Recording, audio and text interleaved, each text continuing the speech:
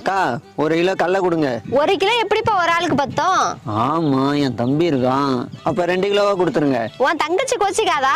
சரி 3 கிலோ கொடுங்க. உங்க அப்பா கஷ்டப்பட்டு உழைக்கிறாரு. 4 கிலோ கொடுங்க. வாய்க்கு ருசியா உங்க அம்மா சமைச்சு போடுறாங்கல்ல. 5 கிலோ கொடுங்க. ஏன்பா உன் குடும்பத்தை பத்தி மட்டும் யோசிக்கிற?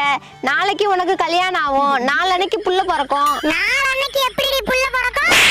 சரி 1 மூட்டை கொடுக்கா. உன்னை பத்தி மட்டும் யோசிக்காத. நாளைக்கு உன் தம்பிக்கு கல்யாணம் ஆகும், உன் தங்கச்சிக்கு கல்யாணம் ஆகும். மொத்தம் எவ்வளோக்கா இருக்கு? 10 மூட்டை தான்ப்பா இருக்கு. சரிக்கா, நான் போய் ஆட்டோ எடுத்துட்டு வரேன். இதெல்லாம் தொழில் ரகசியம்டி. இன்னைக்கு பாரு நிம்மதியா தூங்குவேன். அக்கா, இவனை எங்கேயோ பார்த்த மாதிரி இருக்கே.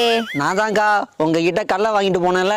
இப்ப கடலை மிட்டாய் பிசினஸ் ஆரம்பிச்சிட்டேன். மாசம் 1 லட்ச ரூபா சம்பாதிக்கிறேன். எல்லாம் உங்க கைராசி தான். 1 கிலோ கடலை வாங்க வந்தவன ஒரு தொழிலதிபர் ஆக்கிட்டியடி. உனக்கெல்லாம் இனிமே தூக்க